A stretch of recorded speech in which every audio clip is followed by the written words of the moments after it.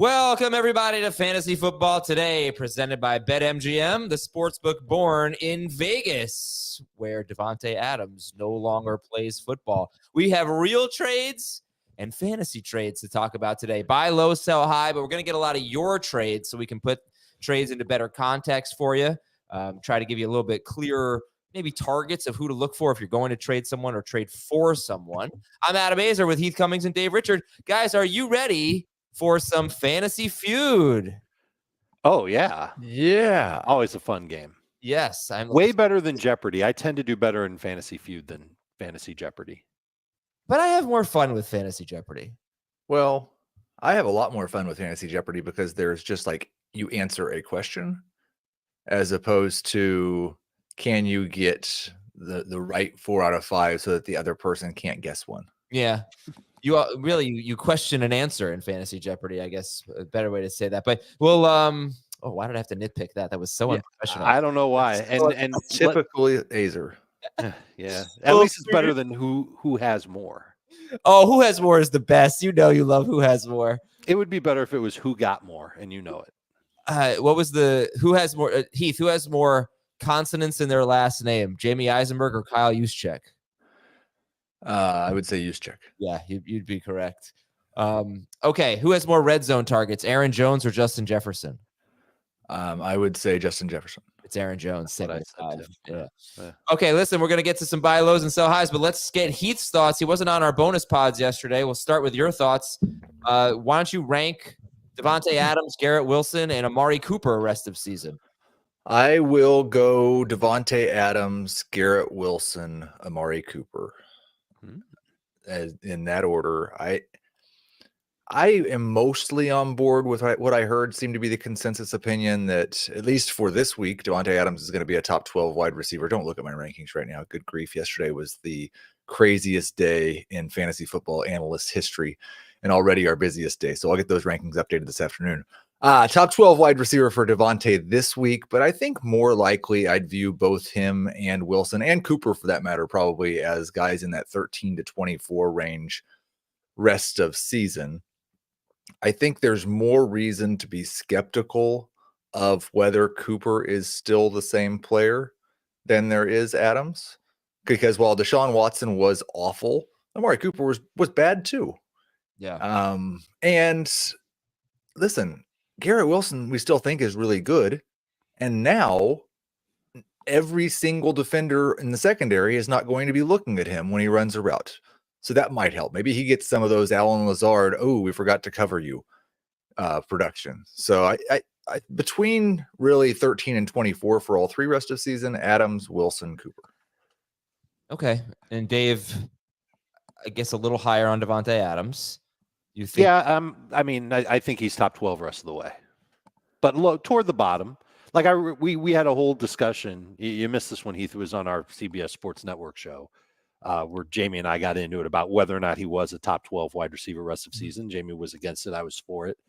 And I thought about it afterwards, as I tend to do. And I went back to the trade chart. It was before I actually published the trade chart. And I really went over it one by one. Is he better than Drake London? Is he really better than Drake London? No. Is he really better than DK Metcalf?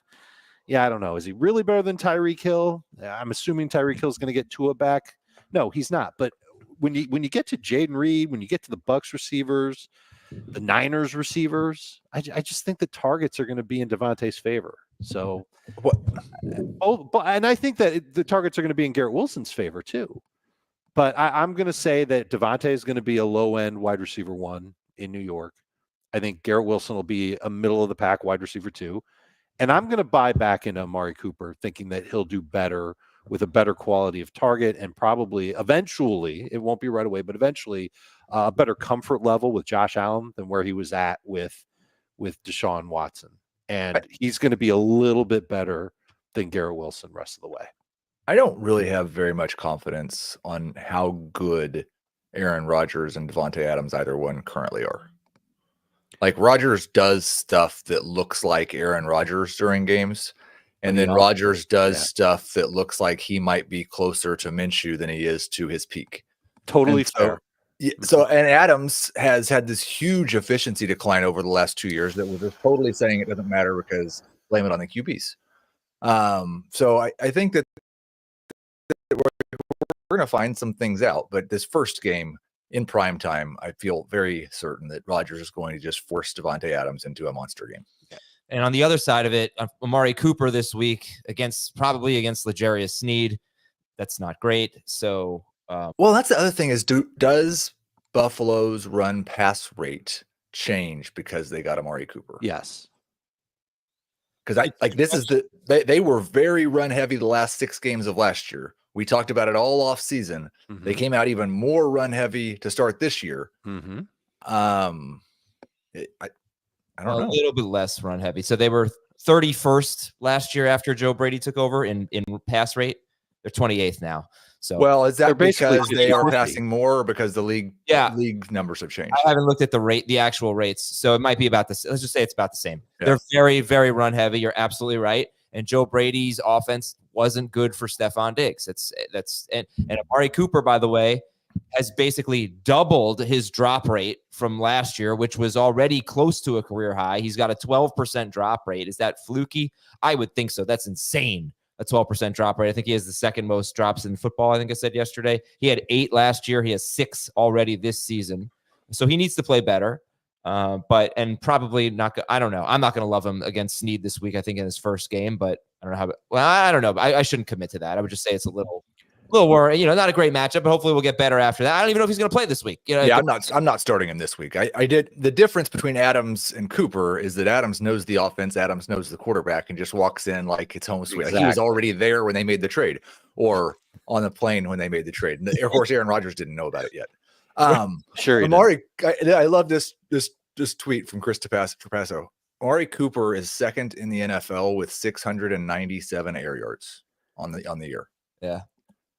Khalil Shakir, Curtis Samuel, Mac Hollins, Keon Coleman, and MVS have combined for 799 air yards. They have 102 more air yards than Amari Cooper has. And Amari Cooper's 5th worst in yards per target among wide receivers with, I think, 25 or more targets. He's been because a third of the targets have gone over his head or out of bounds or 2 feet in front of him. But also the drops. The drops stink too. There's no question. And he's had drops over his career. It just hasn't been this egregious. 32% of the targets that he had from Deshaun Watson were uncatchable.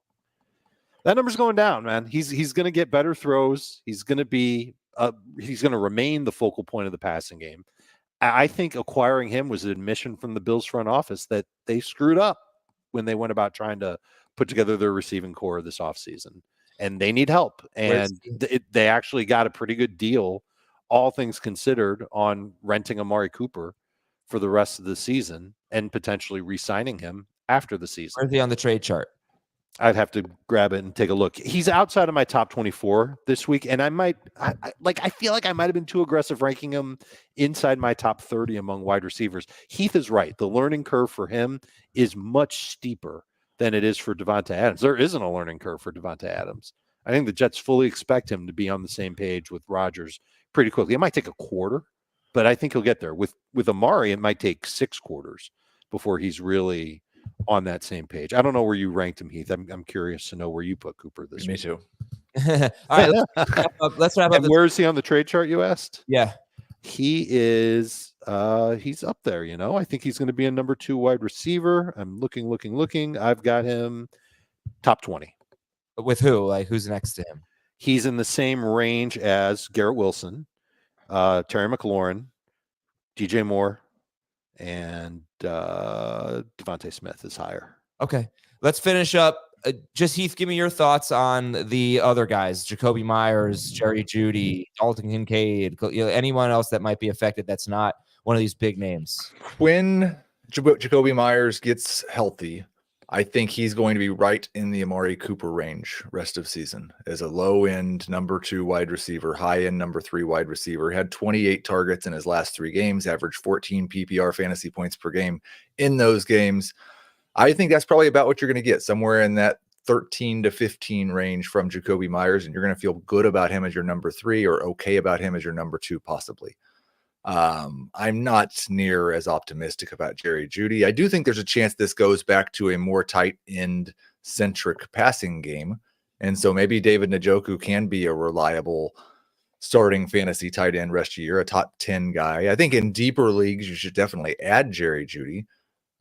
Maybe we get a second half of Jameis Winston and an offensive line, and Jeudy becomes, I don't know, a top 40 wide receiver.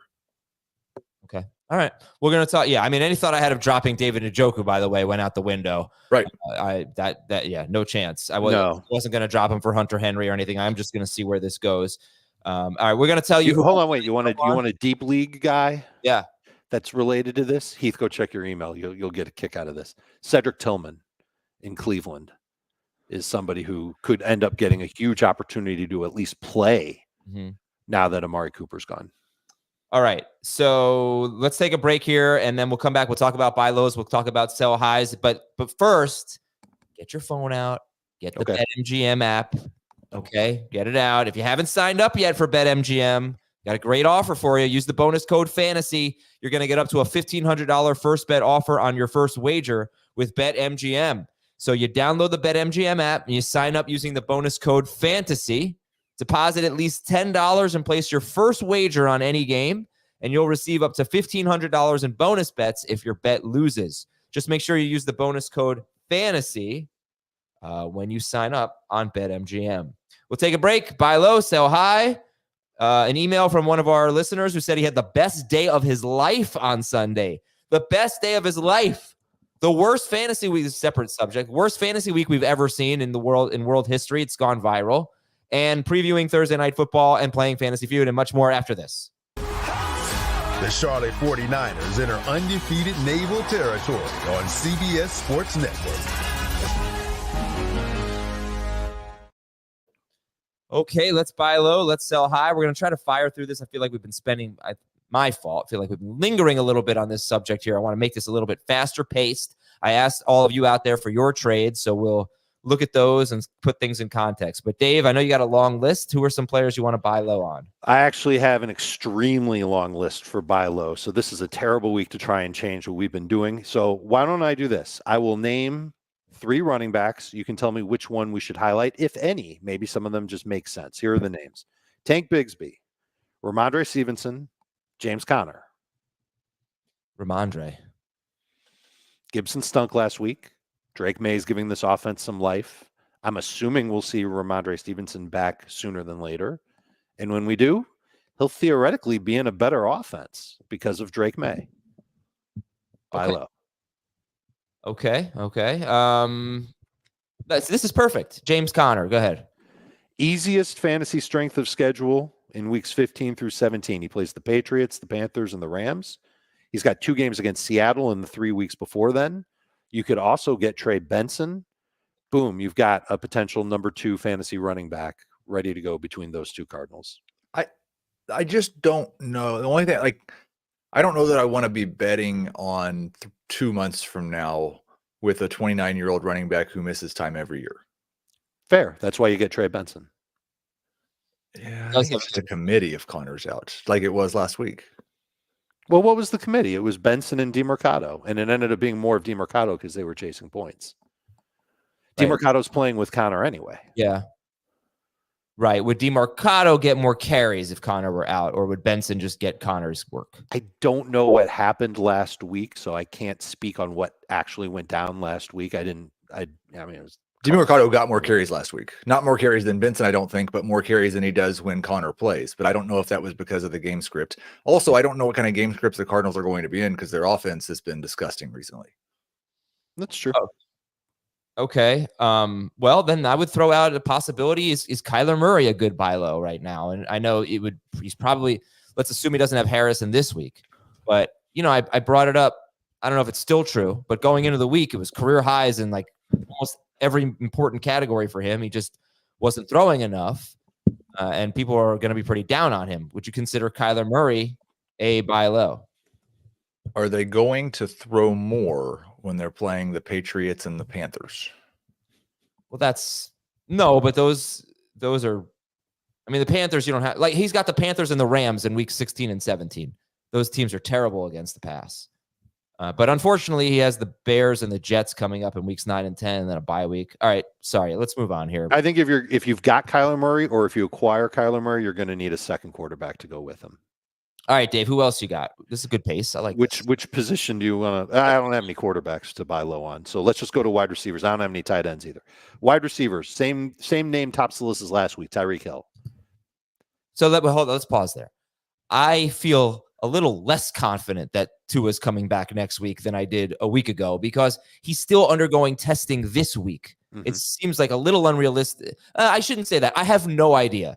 But I was starting to get this good vibe that he was coming back when first eligible, which would be week 8. Do you feel that way now with Tua? A little, but I do expect him to be back at some point. So this is twofold. Number one, when Tua comes back, and he might be a little rusty.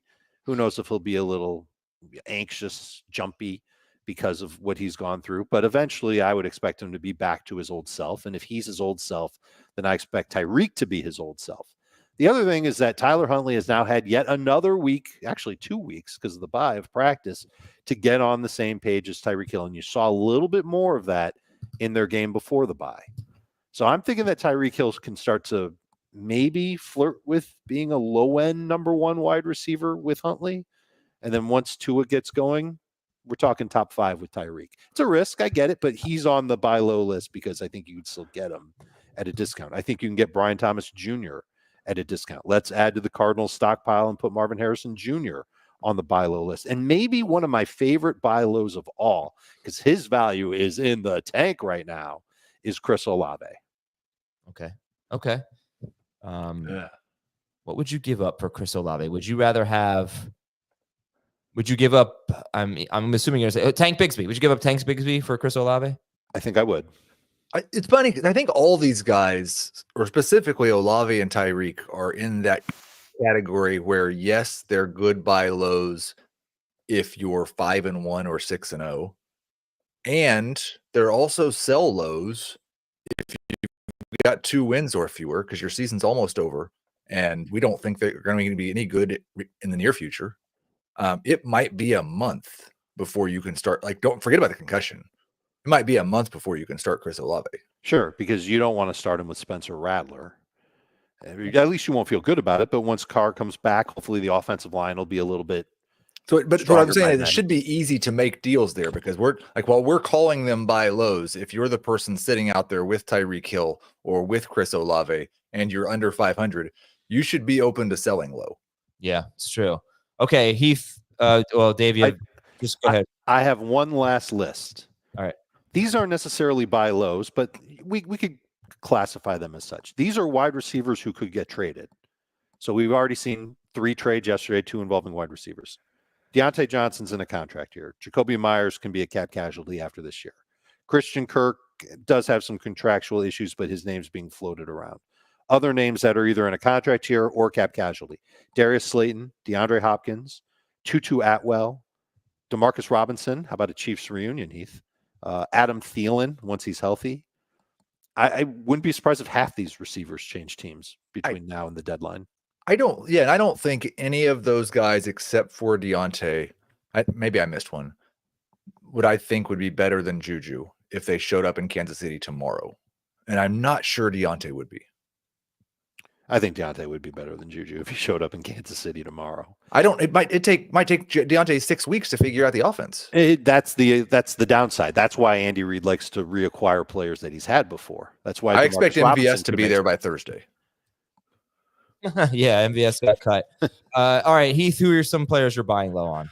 So a couple of the guys who were impacted by trades yesterday in seemingly negative ways. I'm trying to buy low on Garrett Wilson if somebody thinks this really crushed or hurt his value. I think I don't expect Garrett Wilson to be what we projected him to be at the beginning of the year, but he's not been what we projected him to be. And it seems like now people are discounting him further from what he's been so far. I think there's a very good chance he sees a reduction in targets, but a significant increase in efficiency to where he can be pretty close to the guy that he's been so far this season. See if you can buy Garrett Wilson for cheaper than what he's been so far, which I think is around wide receiver 15 per game. 12. What? I think he's 12 or 13 actually. Yeah, the last 2 weeks have really pumped him it's up. Like 2 spots away from I wasn't trying to I was actually trying to, he's actually, I think, been better than people want to give him credit for. The perceived value is, I think you're right. People are so down on him. They shouldn't be. I'm buying Dalton Kincaid. He can't be worse, really, than he has been. I get Amari Cooper might help him because he needs the defense to be looking somewhere else so he could maybe do something after the catch. I think he's still probably a low-end tight end one rest of season. And then Achane is dinged up. It's a concussion. It's been a terrible thing for Tua. But for most players, that's a 1 to 2 week absence, and then they come back, and then they just are not impacted for the rest of the year. And I would expect that's the case with Achane. I think this offense needs him, and I feel more confident in him in the last month of the season than I do Tyreek. All right, so I have some stats, kind of at the advanced metrics, and one of the guys I wanted to talk about was Achane. So just tell me what you make of this. 61 running backs have 25 or more carries so far. All right, so everything is out of 61. Devon Achane ranks 38th in success rate, 47th in rush EPA, 53rd in yards per carry at 3.3, 31st in yards before contact per carry, which isn't that bad. It's 50th percentile, but 60th in yards after contact out of 61, ahead of only Ty Chandler. He's 59th out of 61 running backs in, percentage of carries for 0 or negative yards, as in there are a lot of them, ahead of only Rashad White and Trey Sermon. He's 50th in avoid rate, and he's 15th. This is the only good one. He's 15th in explosive run rate, which is 12 or more yards. He's having a bad season. I don't know what you guys. Well, I mean, do his receiving metrics now. Yeah, but that was right. That was a Tua thing because he had 7 catches the first 2 weeks. Mm-hmm. But I'm just throwing it out there. These running back metrics are all really interesting. I think they're very good. Do a very good job of describing what has happened. But we're talking about 56 rush attempts. I don't know that tells me. And really for his career, we're talking about 159. Like if you looked at his rush attempts coming, all these same metrics you just cited coming into the year said that Devon Achane was probably the best running back that's ever played football. Yeah. And over a sample of 103 carries, which wasn't near enough to establish any type of baseline. And now in half that many, he looks like one of the worst running backs in the NFL. And I think the truth is that he's probably somewhere in the middle. You want to know what the truth is? He's a boom or bust running back. A lot of his runs are going to go for not many yards, and then he's going to break a long one. And we saw that last year. A lot of it came in garbage time, which one Heath Cummings pointed out to us during the offseason and was a very valid point as it's turning out to be. But all Achane has to do to turn a lot of these metrics around is get a carry, force a missed tackle or break a tackle, and then house it. Yeah. And everyone knows he's capable of doing that. And we haven't even touched on what he could do as a pass catcher in the last 90 seconds. So I see that value in him. And the trade chart reflects that. He's still a top 15 running back in the trade chart, and that might be low. Okay. Anyone else, Heath? Or are you good? I said Kincaid. I said Achane. I said Garrett Wilson. I followed the instructions and just brought shorter lists this week. I don't care about how short the list is. I just want to get to more names, so I do appreciate it. This was good stuff here. Heath, give me an FFT Dynasty promo. Man, we had a great show yesterday. The Russell Wilson news, which you didn't even ask me about yet. I was really disappointed. Broke during the show. I had Matt Cooper on from Couch Scouts, and we talked the 2025 class was what was on the schedule. And then, of course, the NFL decided we're going to have 17 trades. But he was really the most optimistic person that I've heard so far about this class, not just the running backs. Thought there were a couple of quarterbacks, couple of wide receivers, really went through probably a first round of players that he really kind of likes. And they are also doing some really great stuff when it comes to fundraising for Western Carolina with memberships this month. So, go check out FFT Dynasty, check out Couch Scouts, see if you can help some people out. Now let's do some sell high here. Dave, ready? Ready? Let's do it. Sell high. The first name is the big name. It's Bijan Robinson. And as I said before, and I'll say again, when we say sell high, it does not mean get this guy off your team. He's going to be terrible. It means if you can turn him into really good value, 2 really good starters for your fantasy team, you should think about it. He just beat up on Carolina. Carolina is terrible against the run in general, but certainly against zone blocking runs. That is what That's certainly what the Falcons have mastered this year. They've done a ton of it, and Bijan struggled with it. He's much better at that gap scheme type of run, and the Falcons just don't do a lot of it. They did do some of it against Carolina. He scored on a play like that. But I still think the schedule is going to be a little bit tricky for him moving forward. Not this week. He's got Seattle. Seattle's beat up. That should be a high-scoring game. But if you can trade Bijan as if he's one of the 3 best players in fantasy football and you get that type of value for him, I'd strongly consider it because Tyler Algier isn't going away. And there's going to be games where Kirk Cousins ends up getting the bulk of the work for Atlanta. I think they like what Cousins gives them. I think they want to still throw the football. And it makes me nervous that Bijan won't have many games like he had last week where he's touching the ball 20-plus times. I don't even know if he's top 18 in carries per game. He's 12th in carries, but the 5 guys right behind him have all played 1 fewer game. He's just not getting that many carries. The one thing I want to add is let's just lay out a scenario where he stays healthy. Maybe Algier fades a little bit. Falcons are in playoff contention. We get to week 15. You're going to want to have Bijan for that schedule. I was going to say, he's going to be on my buy low list. So. Right. So I might end up saying, you know what, 3 weeks from now, we should be buying low on Bijan. He's been terrible for 4 weeks. He's got the Raiders, the Giants, and the Commanders in the fantasy playoffs. So if you've heard all this and you've got Bijan and you're saying, oh my goodness, man, why would I ever let him go? That's the point. You're not going to let him go. You're going to try and get a king's ransom for him if you're going to deal him off. Go ahead, Heath. If the person who has Bijan and or Brees, or if the league that has Bijan and Brees, they're back-to-back within a 10th of a fantasy point of each other, RB15 and RB16 at 15.5 PPR fantasy points per game. If that's how they're being valued as far as what they've done, they're still buy lows. But if they're being valued as just by last week, yes, then maybe they're sell highs. Okay. So would you rather have James Cook or Bijan Robinson? Bijan.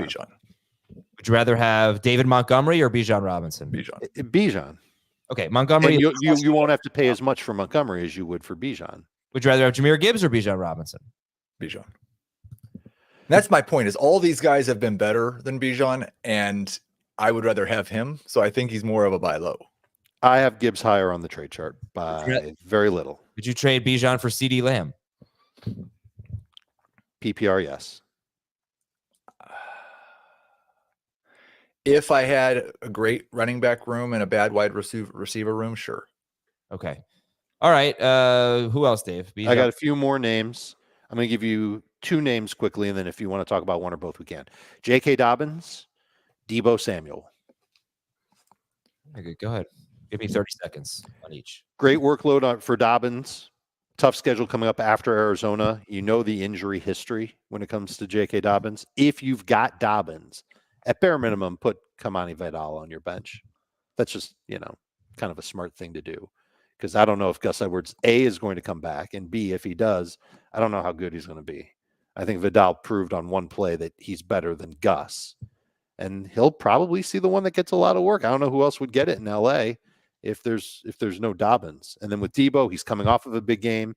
And he should have another one this week, especially if those running backs are depleted in San Francisco. But eventually, McCaffrey will be back.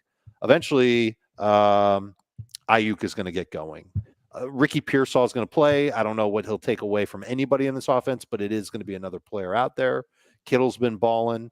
I feel like we're hitting the best of Deebo right now, and you might be able to cash in right now. On the go ahead. I was going to play my game. Where does Deebo rank fantasy points per game? PPR? Yep. I'm going to guess he is 15th. 15th. Yeah, that's what I was going to say. 25th. Wow. Ooh. And he's 16th among wide receivers on the trade chart. So his value might be a little bit inflated based on that information. And if you find somebody who's willing to pay that inflation, then go for it. Try and turn him into some of the guys that we talked about in buy low. See if you can pair something with Deebo for Tyreek Hill. And then 3 other names that I wouldn't expect a ton in trade, but you might get interest. Tank Dell, Josh Downs, Najee Harris. Harris has a really tough schedule coming up. Okay. Heath, you are on the clock. I've got, you know what? It's been the last 3 weeks, I think. I said these 29 and older running backs, and now 2 of them have seen their values crater.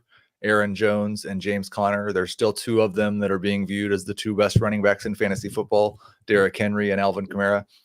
I'd be happy to get Bijan and another starter for one of those guys, Breece Hall and another starter for one of those guys. I'm still selling on the older running backs that haven't fallen off the cliff yet. And I'm selling on Terry McLaurin. He's been a top 12 wide receiver, I believe, over the last 3 weeks. It's still a very, very low volume pass attack. It's still going to be a hit or miss. I think probably low end wide receiver type season for Terry McLaurin. I think you could get Garrett Wilson plus for him after this trade. And I think there's a good chance that Garrett Wilson is better than Terry McLaurin the rest of the season. Okay. One game with more than 8 targets, usually in the 7 to 8 range for Terry McLaurin. He is certainly doing a lot with those targets, but yeah, you would hope, I guess the way he's playing, you would think a lot, not as many targets as you would, as you would want, I guess, for the way he's being valued. Okay. By the way, if you're trading Kamara or Henry for Bijan Robinson and a starter, what kind of starter are we talking about? Like a JSN or better? I don't think JSN's a starter. Yeah.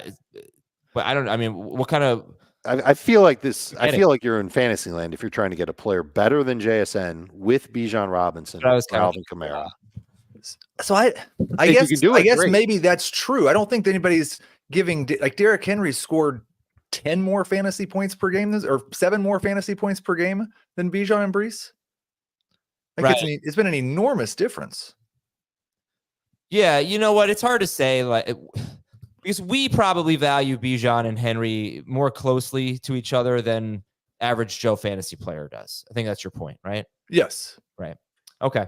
All right. I'm going to give a quick shout out to Scott. He wrote us an email on Monday. He said, I had the best day of my life yesterday, which was Sunday, and I had to share it with you all. Caleb Williams absolutely balled out, which was already enough to make it an unforgettable day as a diehard, long-suffering Bears fan and a Caleb Williams fantasy manager. But to top it all off, I got engaged. It could have been more perfect, watching my team's future unfold, racking up fantasy points, and proposing to my girlfriend, now fiance, all on the same day. Thanks for being such an important part of my fantasy football journey. Here's some more touchdowns and milestones ahead. All right. Awesome. Congratulations. Good stuff, Scott. That's great, Scott. I'm really happy for you that you got to celebrate Caleb Williams. We picked up Aaron Rodgers, okay? There are quarterbacks available in this league. But what did you have to pay for Aaron Rodgers? Not that much. Only almost every remaining. Only 10% more than Caleb Williams went for. All right, but at least it's got Adams now. All right, we're going to take a break. We're going to grade your trades when we come back, preview Thursday Night Football, and play Fantasy Feud. We'll be right back.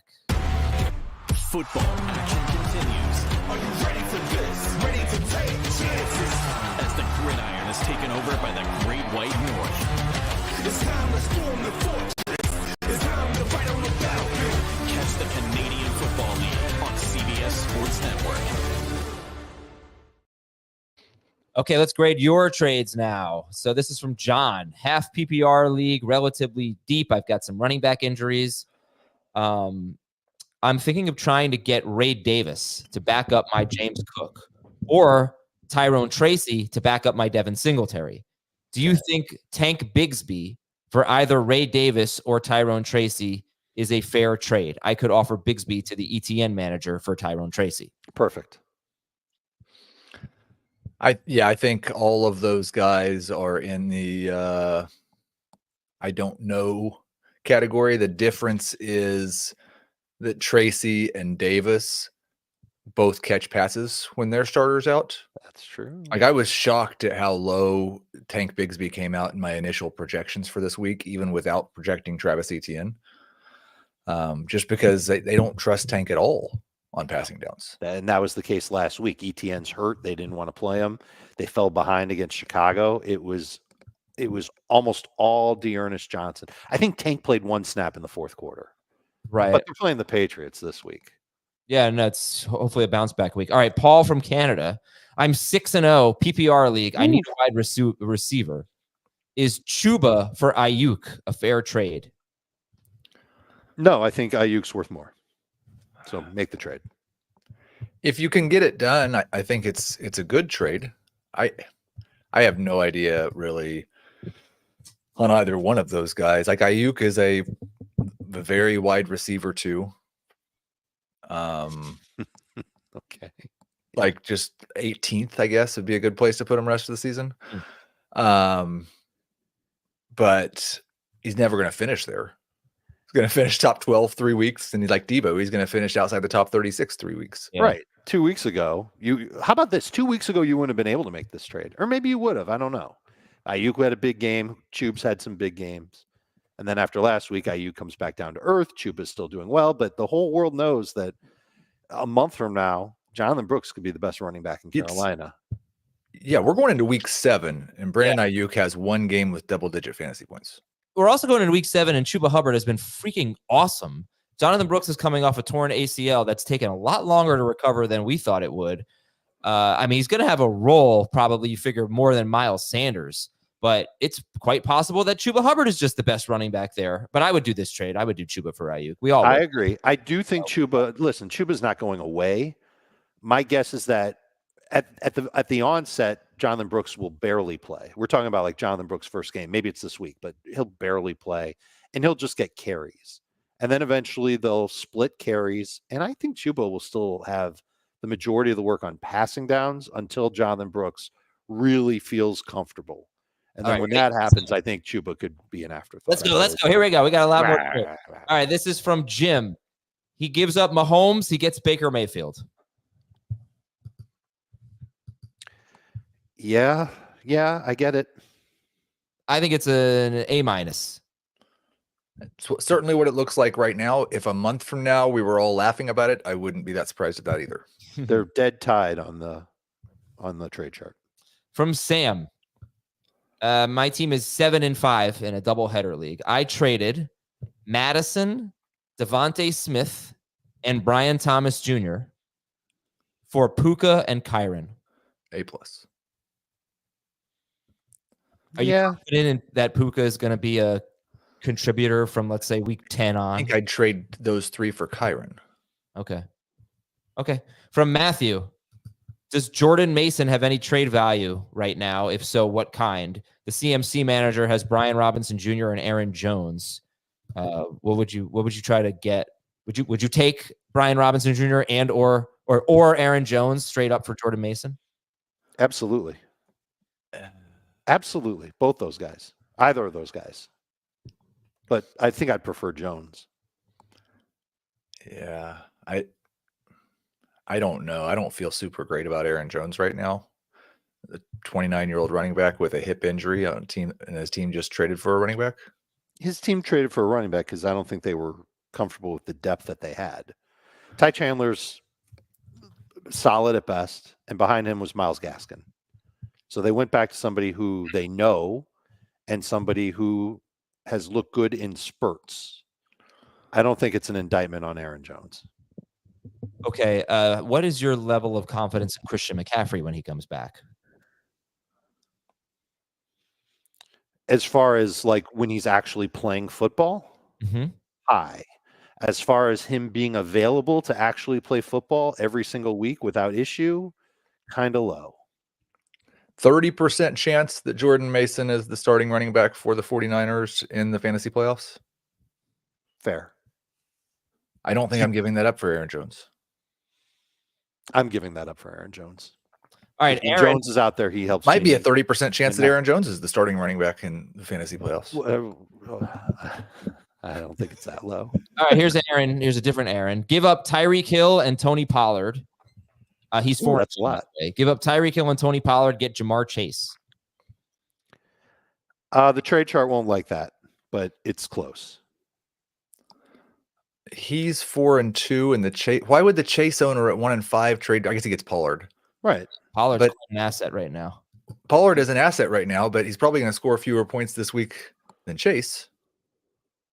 Like I don't know. I shouldn't be overanalyzing it. It's fine. C. Okay. There's an 8-point difference on the trade chart. You need something back with Chase. This is kind of along the same lines as what we were talking about earlier with the Bijan Henry type deal. This one's from Rob. Garrett Wilson and Tank Bigsby for CeeDee Lamb. A+. There you go. Great Nathan job getting says Lamb. Chase Brown and Waddle for Ayuk. Too much for Ayuk. Yeah. I think Chase Brown could be, it's a possibility he's about to just surge right now. I know he fumbled. Zach Moss fumbled earlier. Chase Brown just took over. He's just been so much better than Zach Moss. I don't know if he's ever going to get the full role. That was my concern with Chase Brown. I don't think he's big enough. I don't think they're on pass protection, but he's not someone I want to be giving up right now. And Waddle might be the same as Ayuk. Yeah. Right. Perfect. All right. Thank you for all your grade the trades. See if we can get to more at the end of the show. I got to do some news and notes here. Derek Carr missed practice. Rashid Shaheed missed practice. Chris Olave missed practice. Carr is not going to play. Should probably expect none of them to play tomorrow against Denver, and we'll talk about that game soon. Pittsburgh could decide on its starting quarterback closer to Sunday. Seems like the writing's on the wall. I don't, for Justin Fields. Heath and I have him in our Superflex league. We did not quite drop him yet, but we. You can't drop him even if Russell, very, very clear, especially in Dynasty, but in any Superflex league. Do not drop Justin Fields before the conclusion of the game against the Jets. This is if Russell Wilson makes his debut this week, and it sounds like he will, this is about as bad of a spot that you could make your debut as the area is against this Jets defense in prime time, right after the Davante Adams trade. That team is going to be so fired up. It could be Justin Fields again by halftime. That being said, the Jets could be without two defensive back starters. DJ Reed, Chuck Clark's on IR, and DJ Reed is also injured. So we'll see if it gets a little bit easier for Pittsburgh Sunday night. Running back news: James Cook has a chance to play this week against Tennessee. Mike McCarthy says Rico Dowdle needs more touches. They have a bye week then at San Francisco. That'll fix the Cowboys. Joe Person of The Athletic doesn't expect the Panthers to rush Jonathan Brooks back, and he thinks maybe week 9 is realistic. The Jets, look at wide receiver news, they're going to try to trade Mike Williams, according to Pro Football Talk. Good luck. Bills released MVS, and I guess, again, Rashid Shaheed and Chris Olave unlikely to play. And then this is arguably the biggest piece of news. But Andrew Thomas, left tackle for the Giants, could miss the season. He's got a foot injury, and the offensive line has been a big part of the Giants' relative success. And now we got Malik Neighbors, who's been elite. Do you guys downgrade Malik Neighbors or Wan'Dale Robinson with, forget about Jones, but, well, he's downgraded, but whatever. What's the impact on Neighbors and Wan'Dale? I don't think it's major enough to downgrade them considerably. You know what would have helped Mike Williams' trade value? Is if Aaron Rodgers would have just said, yeah, he fell down because I underthrew that ball, and that's on me. Well, you can't run the wrong route. You can't do that in that situation. He shouldn't have called him out. That's being a terrible teammate. But he knew what was coming. Probably. Yeah, when he said that, I knew that Davante was coming. Okay. I kind of knew Davante was coming anyway. Just read the tea leaves, everybody. But yeah. All right. You guys don't think the Thomas injury is a big deal? I would say that the biggest difference between 2022 and 2023 for the Giants was probably Andrew Thomas. Right. So if that offensive line becomes a total disaster, then sure, Daniel Jones will get sacked more. He'll be on the run more. But I don't think it stops him from chucking it downfield to Malik Neighbors and hoping that number one makes a play. Okay. Denver is at New Orleans.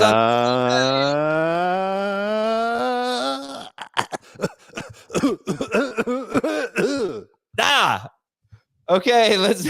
Bo Nix is hot right now. 2 straight games with 24.7 or more fantasy points. You know what? Forget it. Who are we starting in this game, Heath? I think this maybe one of the most interesting things about this game is Javonte Williams and the running back position. We've got a bunch of running backs who you could conceivably start over Javonte Williams that we're not going to know on Thursday what their situation is. And that starts with Ray Davis, Austin Eckler, Antonio Gibson, Alexander Madison, Tyrone Tracy, Nick Chubb, Bucky Irving, Isaac Grindo. we got all these guys that you could conceive of. So I've got Javonte Williams right now ranked as a top 20 running back. I've got him ranked ahead of all those guys because I don't know if all those guys are going to be starters or sharing this week. I think he is like where he belongs is probably right at that wide receiver 2 or running back 2 flex cutoff. Did like the fact that it seems like he's taking over a little bit more in this backfield. Do like the fact that they just made Bucky Irving and Sean Tucker look like Jim Brown and Nick Chubb. The Saints defense is completely destroyed, and it's a short week. So I don't feel bad if I have to start Javonte. And I'm very happy to start Alvin Kamara. And that's pretty much it for the entire game. I can think of 3 other players that I'd be okay starting. And when I say 3, I mean 23 players. Taysom Hill, if he's good to go, because someone's got to catch the ball. And then both DSTs, preferably the Broncos over the Saints. Saints low-end DST. So Javonte, someone actually dropped Javonte in one of my leagues, and I'm thinking, yeah, he might be worth adding here for me because, he might be worth rostering. He dominated snaps last week. I mean, it was a terrible game. And he fumbled. Yeah, and maybe they get Estime a little bit more involved. It was his first game back. He only played 2 or 3 snaps. He had 2 carries. Mm-hmm. The Saints allow 5.4 yards per carry to running backs, the 7th most receiving yards per game to running backs. It is a great matchup. I think Heath laid it out really well with Javonte Williams. What about Courtland Sutton? So he's coming off 15.3 fantasy points. He has scored 13.8 to 15.3 points in 3 of his last 4 games, at Tampa Bay, at the Jets, and home against the Chargers. Doesn't have more than 68 yards in a game yet. He works downfield a ton. You know, I watched all of his targets from week 6, and he could have had a couple of more catches in a bigger game, but Bo Nix threw 2 very inaccurate passes. But, you know, you get some boom or bust there when you work downfield so much. 14-yard ADOT or higher in 3 straight games for Courtland Sutton. And the Saints are 24th against wide receivers. How do we feel about Courtland Sutton this week? He's in that flex category for sure. And it's got to be in PPR. I don't know if I would trust him in non-PPR or half PPR. But I don't think he's that difficult an assignment for New Orleans secondary to deal with. And I think that this is a game where New Orleans for Denver rather, can win with the run. I think Courtland Sutton is to the wide receiver 3 what Javonte Williams is to the running back 2. Like, he's just right at the cutoff between wide receiver 3 and flex. And how do we feel about Kamara? Is he an easy start this week? Because he's coming off 13 carries for 40 yards and a touchdown, 5 catches for 24 yards, but that's 64 total yards on 18 touches. He has now gone, let's get the counter going. It has been 47 straight games since Alvin Kamara had a run longer than 30 yards and 18 straight games without a 20-yard run. He might have 15 targets. He's no doubt about it, top 2 running back. I don't know about top 2, but everybody's starting Alvin Kamara. Anyone else in this game? Bub means business. Juwan Johnson. Sure, he's never heard that one before. Juwan Johnson? No. Would you use Jaleel McLaughlin in DFS? Kind of taking what you said about Javonte and apply it to him. As much as I like Jaleel McLaughlin, I don't think he's actually very good. I think he's fast. I just don't know if he's good. So, yes. All right. Well, I think that's it for this game then. No. Yeah.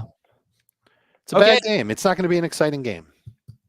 Yeah. Can you talk for a second, please? What would you like me to talk about? I don't know what's happening. Adam has something up his sleeve. Perhaps he's getting some music ready as we transition into what I would assume is the Fantasy Feud segment of the podcast. By the way, everybody, thank you for your continued support of our award-winning podcast. If you haven't already, check us out on YouTube. Go to youtube.com/fantasyfootballtoday. We're on every day. You can see our faces. I'm smiling at you right now if you're watching. I had this like fun game show music, and I don't know where it went. Talk about the most unprepared host ever. It's a miracle that we won our podcast award. Anyway, please like and subscribe despite our bumbling host messing up a very good segment. Here we have a really important question from Gamer Eric. Thank you. Oh, Eric Gamer Eric, what's up, man? Speaking Yeah. of longtime supporters, Adam, could you answer that question? I'm right on this one. It's Syracuse, like syrup.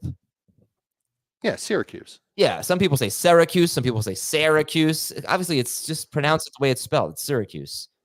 I've watched a lot of college football in my day. I've never heard anyone call it Syracuse. It's Syracuse. Yeah, Joey, I did look irritated for a second. The bright light on the on the ring light here was really giving me a little bit of a headache. So I just reached over, turned the light off. I'm less irritated now, although I am seeing stars a little bit. Yikes. I'm a little seeing pissed off. stars 'cause I'm on show with Dave Richard.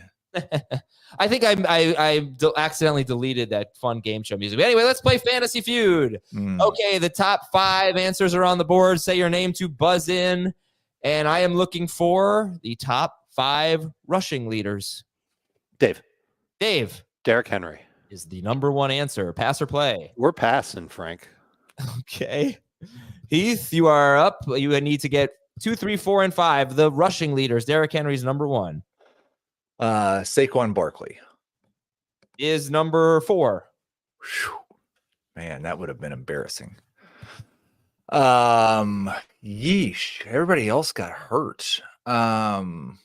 What about what's Tony Pollard? Chuba Hubbard. Yeah, number 3. Yeah. All right, we're looking for 2 and 5. Kyron Williams. Oh, I was going to guess Kyron Williams. Oh, there you go.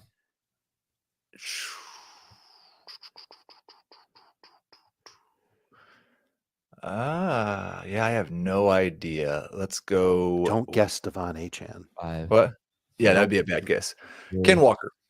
All right, Dave. We have Derrick Henry, Saquon Barkley, and Chuba Hubbard off the board. We are looking for 2 or 5 in the top 5 rushing leaders. What do you got? I was going to say Kyron Williams. I'm shocked that he wasn't up there. I'll say David Montgomery. Oh, David Montgomery is incorrect. This is embarrassing. Who are these two? Jordan Mason is number 2 Oh, in of rushing course. yards. Jordan Yeah. Mason. And this one surprised me a little bit. Number 5 is Josh Jacobs. Yeah, I was almost guessed Jacobs. All right, Heath gets the point. And by the way, Derrick Henry has almost 100 more rushing yards than Jordan Mason from 1 to 2. And Jordan Mason has 124 more rushing yards than Chuba Hubbard. There's such a huge. Forget about Jordan Mason. No, it makes sense. It's not the one that Guy hurts his shoulder and now he's a dumpster. Okay, top 5 answers are on the board. Not including Rashee Rice. Who are the top 5 wide receivers in PPR points per game? Dave. That was close. Schaefer, what do you think? Who buzzed in first? Schaefer has no idea. Yeah, he might be walking the dog right now. I think it was Heath. Go ahead, Heath. AJ Brown. That is the number 1 answer. Pass or play? I'll play. Okay. Top Malik 5 wide receivers. Malik Neighbors. Per game. Malik Neighbors is number 2. Nice work. That was pretty much the end of it. Justin Jefferson. Justin Jefferson is incorrect. Chris Godwin. Chris Godwin is number 4. You got 3 so far. You got 1, 2, and 4. AJ Brown, Malik Neighbors, Chris Godwin. We're looking for the best wide receivers per game. Jamar Chase.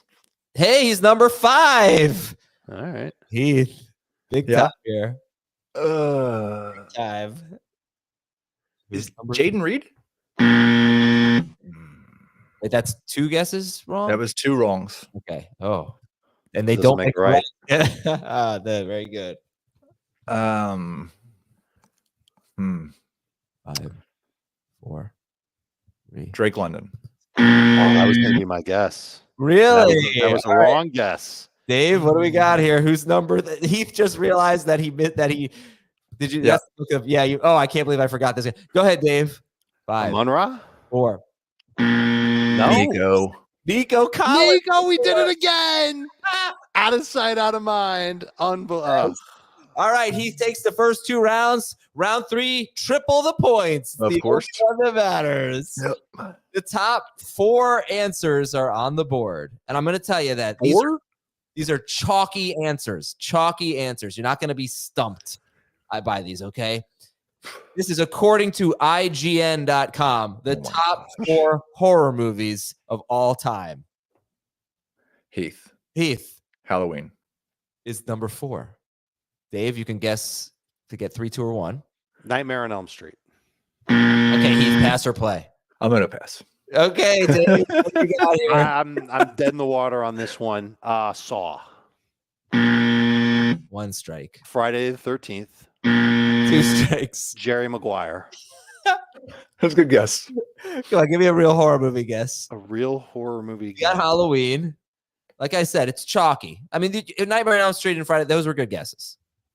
Yeah, right, because you said chalky. Yeah, those were good guesses. But they're terrible. Human Centipede. Heath, all you need is one. No, I already won. What do you mean? What do I need? I need one. I got the right answer, and Dave got you 0. need one. You have to guess. You No. You have to name one here, otherwise you lose. Another one. You passed. Well, I definitely messed that up. I should have passed. I knew neither one of us would get any of them. Oh, I have a good guess. I would have gotten all of them, probably. So, like, Dave literally does not get a correct answer the entire game, and he's going to win. It's possible. The Shining. The Shining is number 1. Excellent. Yes, Heath. I'm sorry. It was for negative triple the points. But that was great. Good job, Dave. What else were you gonna guess? It. No, good one. It's The Exorcist. Shining 1. The Exorcist 2. That's wrong, by the way. Exorcist should be number 1. And Psycho is 3, and Halloween is 4. There we go. And I've got my big old orange sweater. I am in the fall mode. The leaves. That sure looks red to me. Oh, Yep, it's me orange as can be. I promise you. My wife was making fun of me. She said I was very orange today. So yeah, that's a lighting thing. Okay, stats that might matter. I'm going to give you guys some stats. Tell me if they matter. Wan'Dale Robinson is 2nd in the NFL in targets. I mean, and he's 42nd per game in non-PPR and 32nd per game in PPR, but he is 2nd in the NFL in targets. Does that matter? Yeah, I mean, that's the whole basis of why he matters at all in fantasy, because I don't think he's necessarily like an elite talent. He's a good role player in an offense, and he just happens to get a ton of opportunities every game. And he had a 27.9% target share before Malik Neighbors' concussion. I think he's probably better for fantasy with Neighbors than without. And if Daniel Jones is going to be pressured more because the left tackle isn't playing, then maybe even more throws go to Wan'Dale Robinson at the line of scrimmage. Good for him. Like, I cannot say that Andrew Thomas being out is good for Wan'Dale Robinson. It's bad for everyone. Demario Douglas is 10th in ESPN's open metric. 10th best wide receiver. Stephon Diggs and Nico Collins are 3rd and 4th. I like watching the Patriots Texans tape. Stephon Diggs crushed Christian Gonzalez.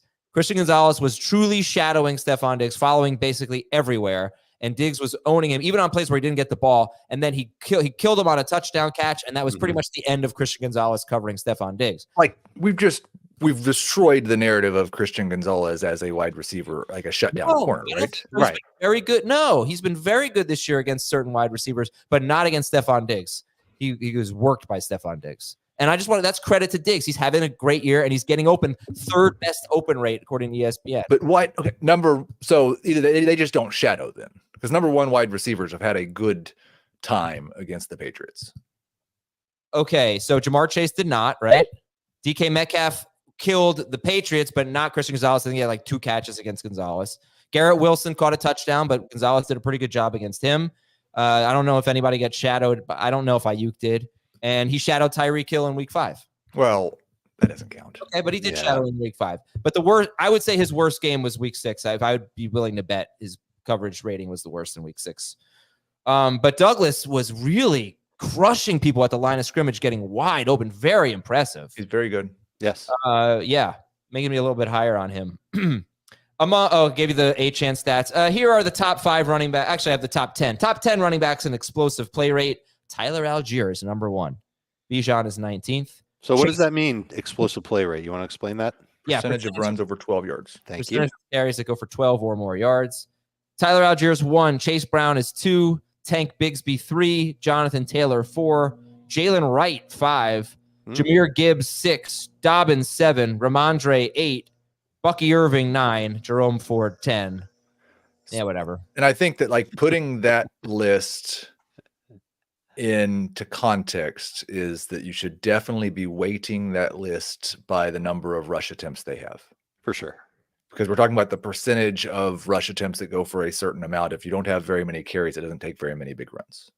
Yeah. Okay. Well, the lawnmower is going off. The lawn guy is here, so I think that's time for me to go. Can you hear that, by the way, or no? No. Oh, that's good. All right. Well, it's still time for us to go because we have reached an hour. Oh, you can't hear that? It's like right next door. Right next door. Good to know. Good to know. Well, me and my I could never be on Police are out of Academy. here. We'll talk to you on FFT Express. Thanks so much for watching and listening, everybody, and have a great day.